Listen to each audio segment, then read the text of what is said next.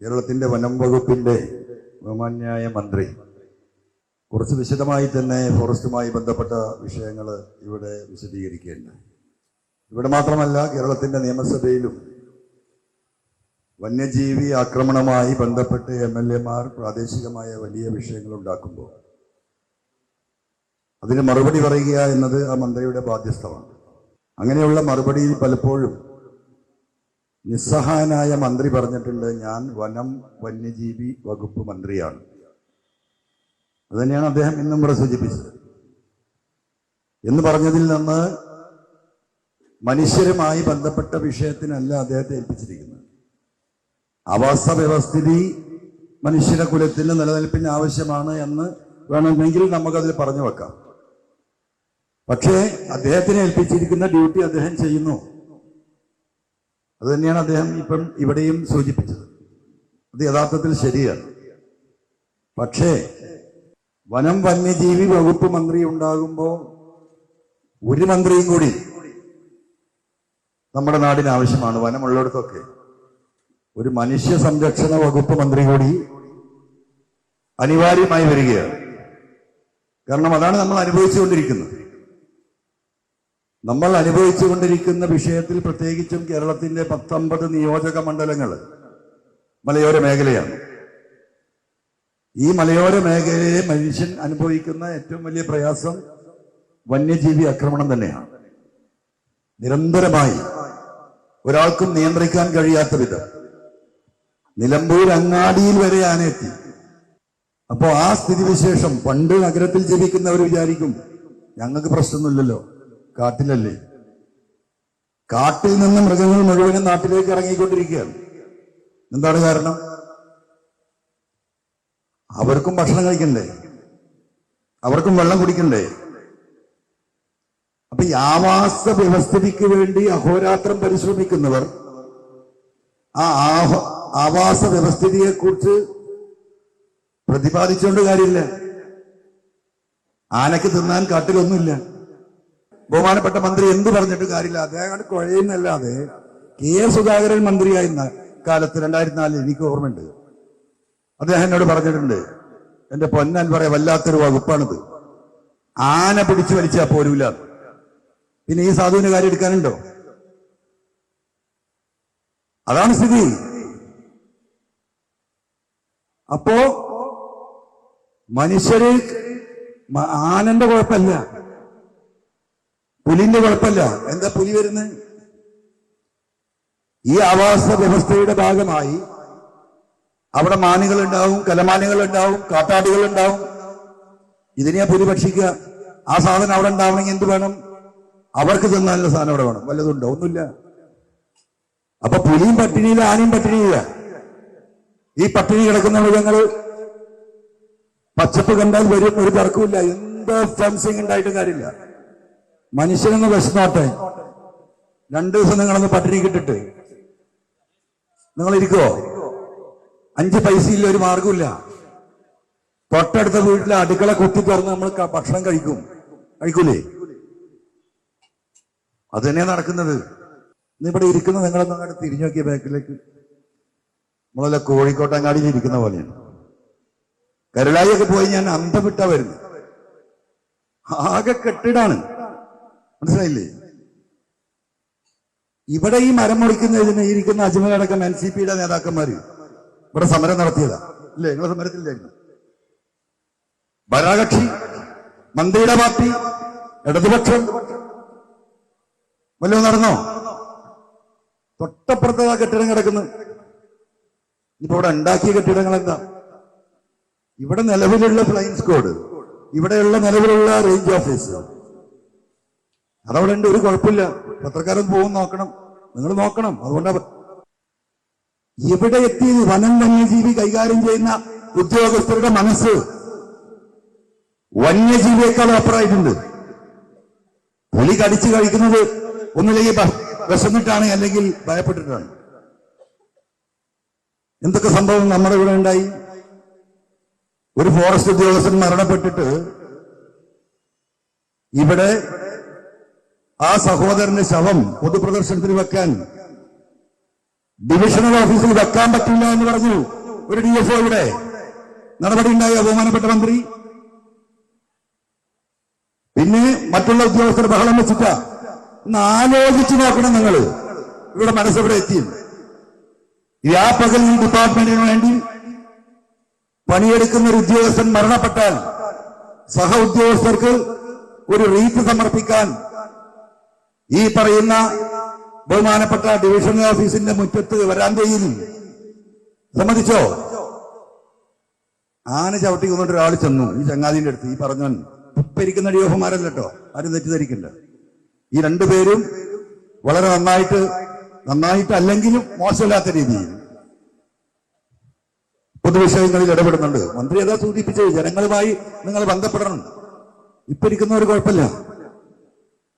ആ ചങ്ങാതി ആളുകൾ പോയി ഈ ആനശല്യത്തെ കുറിച്ച് പറഞ്ഞപ്പോ ചോദിച്ച ചോദ്യം എന്താ? നിങ്ങൾക്ക് 10 ലക്ഷം കിട്ടുന്നില്ലേ? ഞാൻ പറഞ്ഞ അപ്പച്ചവിട്ടുമാണ്. ഒരു മനുഷ്യന് വില കൽപ്പിക്കുന്നത് 10 ലക്ഷം, അത് കിട്ടുന്നില്ല. പിന്നെ എന്താ പറയുന്നത്? ബഹളം വെക്കുന്നു. എവിടെ എത്തി? ഇതാണ് രീതി. ഈ രീതി ഇടതുപക്ഷത്തിന്റെ രീതിയല്ല, ഇത് കമ്മ്യൂണിസ്റ്റ് പാർട്ടിയുടെ രീതിയല്ല. വരച്ച വരയിൽ നിർത്തണം ഉദ്യോഗസ്ഥന്മാരെ. ജനങ്ങളാണ് നാട് ഭരിക്കുന്നത്, ആ ജനങ്ങളാണ് അധികാരം നിശ്ചയിക്കുന്നത്. ഈ നാട്ടിലെ സാധാരണ ജനങ്ങൾ കൊടുക്കുന്ന നികുതി പണം ഉപയോഗിച്ചാണ് ഈ കാക്കിയിട്ടിരിക്കുന്നവരും കാക്കിയിരിക്കാത്തവർക്കും ശമ്പളം കൊടുക്കുന്നത്. അവരുടെ റെപ്രസെന്റേറ്റീവ്സ് ആണ്. ഒരു പഞ്ചായത്ത് മെമ്പറാണെങ്കിൽ പോലും അത് മനസ്സിലാക്കാൻ കേരളത്തിലെ വനം വകുപ്പല്ല, പല ഉദ്യോഗസ്ഥരും ആ നിലവാരത്തിലേക്ക് ഉയർന്നിരിക്കുകയാണ്. ഇവിടെ 2 DFOമാർ ഇരിക്കുന്നുണ്ട്. കഴിഞ്ഞ മാസം ഒരു മീറ്റിംഗ് മൂത്തേടത്ത്, തലേ ദിവസം 2 ദിവസം മുമ്പ് പഞ്ചായത്ത് പ്രസിഡന്റ് ഉസ്മാൻ എന്നെ വിളിച്ചു. അവിടെ ഒരു ഫോറസ്റ്റ് ഉദ്യോഗസ്ഥൻ വളരെ മോശമായി പെരുമാറി. ഉസ്മാന്റെ അടുത്ത് പഞ്ചായത്ത് പ്രസിഡന്റ്, നിങ്ങൾ പോയി നിങ്ങളെ പണി നോക്കിക്കോ, ഈ പണി ഞാൻ എടുക്കും. അതിന് മോശമായ എന്തോ വാക്കുപയോഗിച്ചു. എന്താണ് ധിക്കാരം? എന്താണ് അഹങ്കാരം? ആരോ ഇവർ? ഈ കണ്ടു കാണപ്പെട്ട ആഫീസുകൾ എന്തിനാ? എന്താ ഇവർക്ക് പണി? പണ്ട് ഫോറസ്റ്റിൽ അത്യാവശ്യം പണി ഉണ്ടായിരുന്നു. മന്ത്രി സ്ഥിരമായിട്ട് മരം മുറിക്കലും കളവൊക്കെ ഉണ്ടായിരുന്നു ഇവിടെ. സൗത്തിൽ എത്ര കേസുണ്ട് കഴിഞ്ഞ വർഷം മരം മുറിച്ചത്? DFO 1 case. മനസ്സിലായോ? നോർത്ത് DFO എത്ര കേസ് മരം മുറിച്ചത്? 1 കേസ്. അല്ലല്ല, കുറഞ്ഞു വന്നു. മനുഷ്യര് ഇവരുമായി അഡ്ജസ്റ്റ് ചെയ്ത്, ഇവർ അഡ്ജസ്റ്റ് ചെയ്തിട്ടില്ല. നിങ്ങള് ഒരു 5-8 വർഷം മുമ്പത്തേക്ക് കണക്കെടുക്കണം. കെ സുധാകരൻ മന്ത്രിയാകുന്ന കാലത്ത് 500 ചില്ലാനം കേസാണ് ഞങ്ങൾ ഒരുമിച്ച് സെറ്റിൽ ചെയ്തത്. ഇവിടെ മാസത്തിലുണ്ടാവുമായിരുന്നു. അന്നത്തെ സ്ഥിതി അറിയാം നിങ്ങള്. കേസിടും. ഇപ്പൊ നമ്മൾ ഈ കളവ് കേസിൽ സ്ഥിരമായിട്ട് കുറെ പ്രതികൾ ഉണ്ടാവും പോലീസ് സ്റ്റേഷനിൽ. എവിടെ കളവ് നടന്നാലും സാധനം കിട്ടിയില്ലെങ്കിൽ അപ്പൊ എഴുതി കൊടുക്കും, ഓന പ്രതി എന്ന് പറഞ്ഞ പോലെ. നാട്ടിൽ നിന്ന് ആര് മരം മുറിച്ചാലും മമ്പാടും വഴിക്കടവയും മുണ്ടേരിയിലൊക്കെ ഉണ്ടായിരുന്ന സ്ഥിരം പ്രതികളുടെ ഓരോ പേരിൽ എഴുതും. ഈ സാധുക്കളൊക്കെ പല പണിക്ക് പോയി ഈ ഏർപ്പാട് നിർത്തിയിരുന്നു. പിന്നെയും വരുമ്പോൾ സമൻസ് വരുമ്പോഴേ അറിയാം. അപ്പൊ പിന്നെ കേസിന് പോകണമെങ്കിൽ പൈസ ഇല്ല. അപ്പൊ എന്താ ചെയ്യുക? വീണ്ടും മുറിക്കും കേസ് നടത്താൻ. ഇതന്നത്തെ മന്ത്രിയുടെ ശ്രദ്ധയിൽപ്പെടുത്തിയപ്പോഴാണ് ഈ വിഷയങ്ങൾ മൊത്തം സെറ്റിൽ ചെയ്തത്. ഇന്ന് അങ്ങനെ ഒരു പണിയില്ല. ഇപ്പൊ ആ മുറിച്ച മരം തന്നെ ഇവരുടേതാണെന്നും ആ ഉടമസ്ഥൻ എന്റേതാണെന്നും എന്ന് പറയുന്ന ഭൂമിയിലെ വക്കത്തുനിന്ന് മുറിച്ചായിരിക്കും. ഫോറസ്റ്റ് ഒന്നും ഒരിക്കലും ആവില്ല, അല്ലേ? ഫോറസ്റ്റ് ആരെയും മുറിച്ചിട്ടുണ്ടോ? നിങ്ങൾ നിങ്ങളുടേതാണെന്ന് പറയുന്ന ഈ FIL പെട്ട ഏതെങ്കിലും ഭൂമിയല്ലേ? അത്രയുണ്ടാവൂ. പിന്നെന്താ പണി? മരം എന്തായാലും ഉണ്ട്. അവരാരും വെള്ളം നനക്കണ്ട, മരത്തിന് നനച്ചു കൊടുക്കുന്ന പണിയുണ്ട്. കുളം കുത്തുന്നില്ലല്ലോ. ഇപ്പൊ 6 മാസം മുമ്പ് പോത്തിയൽ പഞ്ചായത്തിൽ നല്ല കുളത്തിന്റെ പണി നടക്കുക. എന്തിന്? ആവാസ വ്യവസ്ഥ ശരിയാക്കാൻ. എവിടെ അറിയോ? ജനങ്ങൾ തിങ്ങി പാർക്കിലിരുന്ന് 300 മീറ്റർ അപ്പുറത്ത്. എന്താ സ്ഥിതി? വെള്ളം കുടിക്കാൻ എല്ലാവരും വന്നോട്ടെ. നാട്ടിക്കേ ജനങ്ങളിലേക്ക് നോക്കണം. നിങ്ങൾ ഇവരുടെ തീർക്കാൻ പറഞ്ഞാണത്.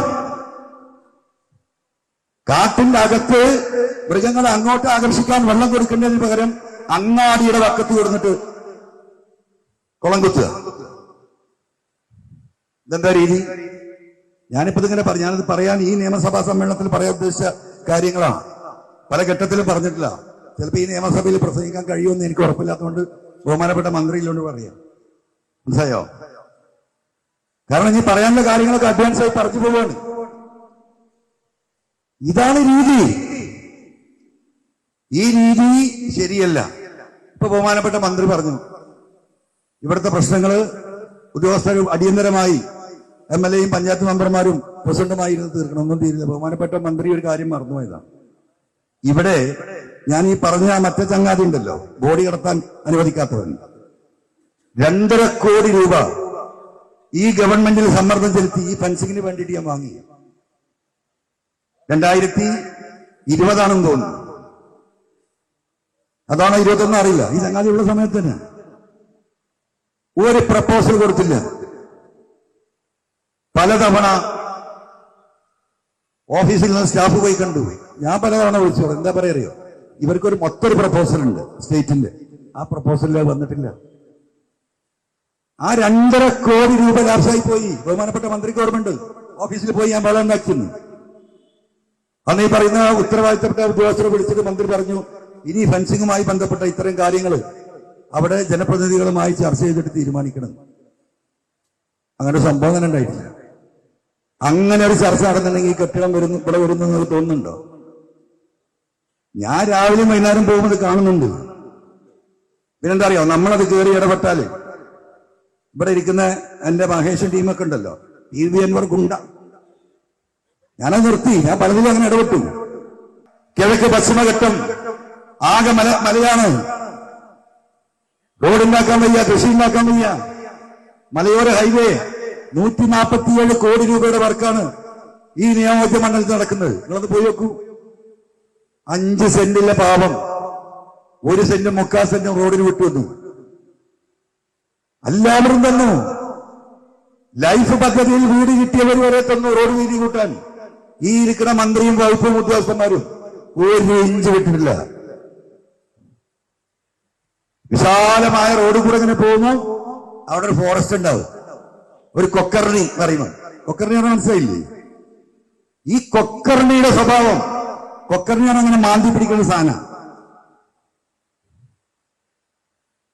റോഡ് തടസ്സമായി കിടക്കുന്നു. എത്ര വട്ടം ഈ ബഹുമാനപ്പെട്ട മന്ത്രി ഇടപെട്ടു? എന്ത് കാര്യം? ആരോട് കമ്മിറ്റ്മെന്റ്? ഇപ്പോ നമ്മൾ പോയി ഉദ്ഘാടനം ചെയ്തത് കരുളായിലെ റേഞ്ച് ഓഫീസ്. അപ്പുറത്ത് നല്ലൊരു ബിൽഡിംഗ് ഉണ്ട്. അതിന്റെ ഇപ്പുറത്ത് അതിന് നല്ല ബിൽഡിംഗ് പണ്ടൊക്കെ 2.5 കോടിയോ ഒരു കെട്ടിടത്തിനാണ്. ഞാൻ അതിന്റെ വിശദാംശങ്ങൾക്ക് പോണില്ല. ഞാനത്തെ എന്റെ ഉത്തരവാദിത്വത്തിലാണ് ഇതൊക്കെ നടന്നിട്ടുണ്ടെങ്കിലുണ്ടല്ലോ ഡിസ്മിസ് ചെയ്ത് വീട്ടിൽ കൂടി പോയി പണി നോക്കാൻ പറയും. ഇതെല്ലാ പണി ഇങ്ങനെയുണ്ട്. ഒരു പണി മനുഷ്യനെ വെല്ലുവിളിക്കുക. എന്തുകൊണ്ട് ജനങ്ങൾ ഈ ഡിപ്പാർട്ട്മെന്റിനെ എത്രമാത്രം വെറുക്കുന്നു എന്നതിന്റെ തെളിവാണ് ഈ സദസ്സ്. ഈ രീതിയിൽ മനുഷ്യനകറ്റി മനുഷ്യരെങ്ങനെയും ഇവരുമായി സഹകരിക്കാൻ തയ്യാറാ. ആ മനുഷ്യരുടെ സഹകരണമാണ് ഈ ഇത്രയും വലിയ 2 ഡിവിഷനിൽ മരം മുറി കേസ് ഈ വർഷത്തിൽ ഓരോന്ന് അല്ലേ. അത് ഏതെങ്കിലും പട്ടിണി കിടന്നിട്ട് സാധു മുറിച്ചാവും. അങ്ങനെ ആവാനേ സാധ്യതയുള്ളൂ. അല്ലെങ്കിൽ ഞാൻ പറഞ്ഞെന്ന് EFL എന്ന് പറയുന്നവരെ ഭൂമി നിന്ന് മുറിച്ചിട്ടുണ്ടാവും. ഇത് ജനകീയമായ ഇടപെടലാത്തതാണ്. ഒരാളുണ്ടാവില്ല. ഇത്രയും ബഹുമാനപ്പെട്ട മന്ത്രി ഇതൊക്കെ ഉൾക്കൊള്ളുന്ന മനുഷ്യനാണ്.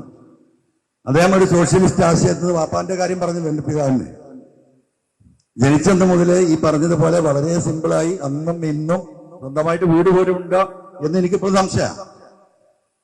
അങ്ങനെ ജീവിക്കുന്ന ഒരു ഗാന്ധിയൻ ആശയത്തിന്റെ അത് ജീവിതത്തിൽ കൊണ്ടു നടക്കുന്ന ഒരു വ്യക്തി കൂടിയാണ്.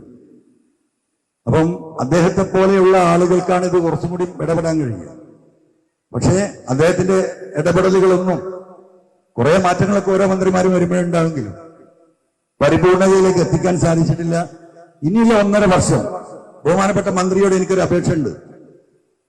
താങ്കൾ ബഹുമാനപ്പെട്ട വനം വന്യജീവി വകുപ്പ് മന്ത്രിയാണെങ്കിൽ ഒരു 1.5 കൊല്ലം തൽക്കാല ലേശം അതങ്ങോട്ട് സൈഡിലേക്ക് നിർത്തിയിട്ട് കേരളത്തിലെ ജനസംരക്ഷണ വകുപ്പ് മന്ത്രിയായി താങ്കൾ ഒരു 50% പ്രവർത്തിച്ച് ഈ വിഷയങ്ങൾ പരിഹരിക്കാൻ ഒരു ജനകീയ ഇടപെടൽ നടത്തണമെന്ന് സ്നേഹപൂർവ്വം അഭ്യർത്ഥിച്ചുകൊണ്ട് ഞാൻ നിർത്തുന്നു. നന്ദി, നമസ്കാരം.